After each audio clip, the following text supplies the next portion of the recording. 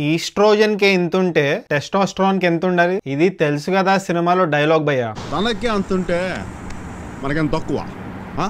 Cinema theatre నుంచి వచ్చేసి 1 గంట అవుతుంది, but it's still in my mind.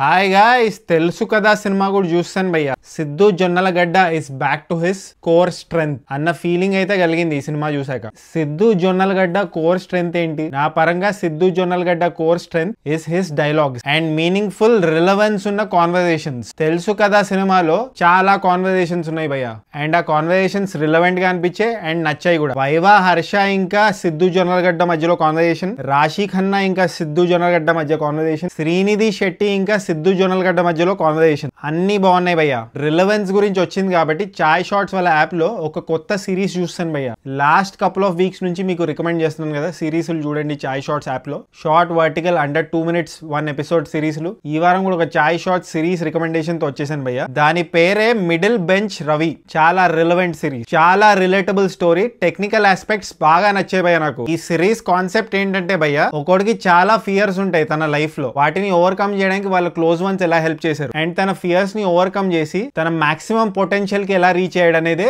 Middle bench Ravi plot భయ్యా. ప్లాట్ ఇంట్రెస్టింగ్ గా ఉంది కదా, చూసేద్దాం అన్న ఫీలింగ్ కలుగుతుంది కదా. వెంటనే మొబైల్లో చాయ్ షార్ట్స్ యాప్ డౌన్లోడ్ చేసుకోండి భయ్యా. ప్లే స్టోర్ ఇంకా యాప్ స్టోర్ లో అవైలబుల్ ఉంది. డిఫరెంట్ జానరాలో డిఫరెంట్ సిరీస్ ఉన్నాయి. చాయ్ షార్ట్స్ యాప్ డౌన్లోడ్ చేసుకొని చూసుకోండి. లింక్ కామెంట్ సెక్షన్ లో పిన్ చేసి పెట్టాను. కమింగ్ బ్యాక్ టు తెలుసు కదా రివ్యూ. ఇది ఒక యూనిక్ ట్రయాంగులర్ లవ్ స్టోరీ భయ్యా. ఒక మ్యారీడ్ మ్యాన్ లైఫ్ లోకి తన ఎక్స్ గర్ల్ ఫ్రెండ్ వస్తే ఎలా ఉంటుంది, అసలు ఎందుకు వచ్చింది, ఆ యూనిక్ రీజన్ ఏంటి అనేదే తెలుసు కదా సినిమా. అందరి పర్ఫార్మెన్సెస్ సూపర్ గా ఉన్నాయి భయ్యా. ఈ సినిమాలో చాలా లిమిటెడ్ క్యారెక్టర్స్ ఉంటాయి, but everybody gave there best performance. But stand out అయిన పర్ఫార్మెన్సెస్ ఎవరివి అంటే సిద్ధు జొన్నలగడ్డ గారిది అండ్ వైవా హర్ష గారిది. సెకండ్ హాఫ్ ఎండింగ్ లో ఒక కాన్వర్సేషన్ ఉంటుంది సిద్ధు జొన్నలగడ్డకి ఇంకా వైవా హర్షకి. చాలా న్యాచురల్ గా అనిపించింది ఆ కాన్వర్సేషన్. కెమెరా లేనప్పుడు ఎలా మాట్లాడుకుంటారు అలా ఉంది ఆ సీన్ స్టేజింగ్ అండ్ వాళ్ళ కాన్వర్సేషన్. టెక్నికలీ కూడా బ్యూటిఫుల్ ఫిల్మ్ భయ్యా. కెమెరా వర్క్ బాగా నచ్చింది నాకు. ఈ సినిమాలో చూసిన లొకేషన్స్ నేను ఇంకా ఎక్కడ చూడలేదు. ఆ ఆస్పెక్ట్ లో కూడా చాలా యూనిక్ గా ఉంది సినిమా. ఒక ప్లేస్ లో రామానాయుడు స్టూడియో కనిపించింది, but it's okay. Majority of film is shot in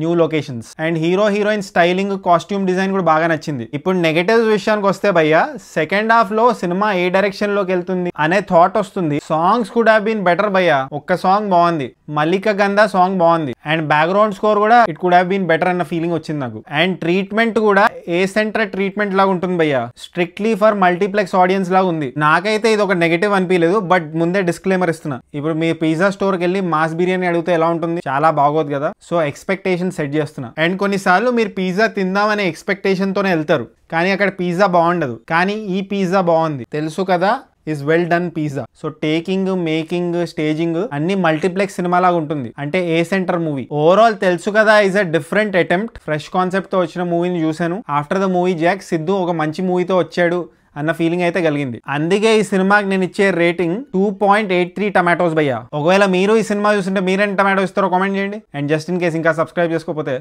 subscribe చేసుకోవచ్చు కదా. పుచ్చు పుచ్చు.